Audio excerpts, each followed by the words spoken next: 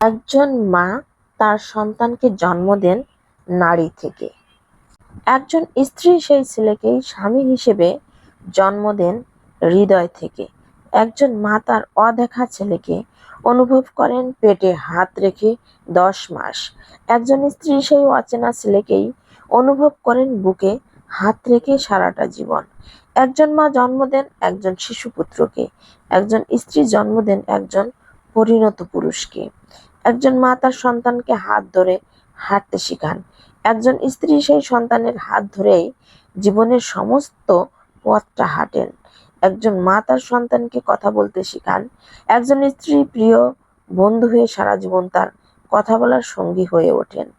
সন্তানের দায়িত্ব কাঁধে আসতেই মা তার সমস্ত পৃথিবী ভুলে যান। আবার স্ত্রী সেই সন্তানের দায়িত্ব নেবেন বলেই তার সমস্ত পৃথিবীটা ছেড়ে একদিন চলে আসেন। সন্তান না খেতে পারলে পাতের সেই উচ্ছিষ্ট খাবার মা এবং স্ত্রী উভয়ই খান। আবার সন্তান এবং স্বামীর মঙ্গল কামনায় উপবাস মা এবং স্ত্রী দুজনেই করে থাকেন। সন্তানকে বড় করেও সন্তানের থেকে প্রতিটা মাকেই আঘাত পেতে হয়।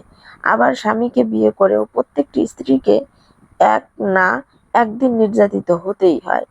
মায়ের কাছে সন্তানের জীবনের দায়িত্ব নেওয়ার শুরু প্রায় 20 বছর। স্ত্রীর কাছে স্বামীর জীবনের দায়িত্ব নেভানোর শেষ বাকি 60 বছর। কখনো কখনো সেটি 80 বছরও যেতে পারে, যদি আয়ু 100 বছর হয়। সন্তানের শৈশবে তার মলমূত্র মাই পরিষ্কার করেন।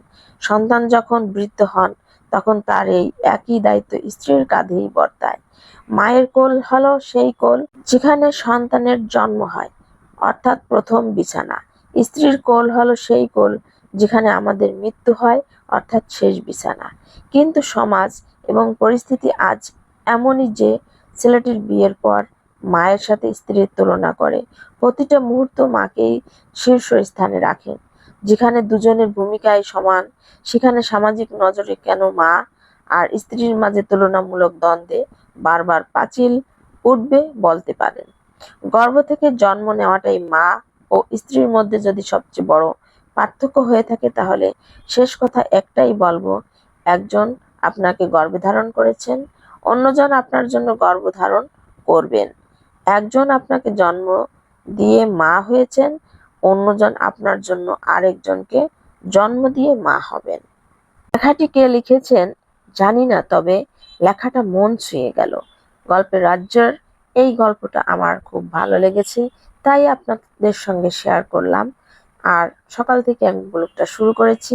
ঢাকা শহরের বর্তমান পরিস্থিতিটাও একটু ভিডিও করে আপনাদের দেখিয়েছি।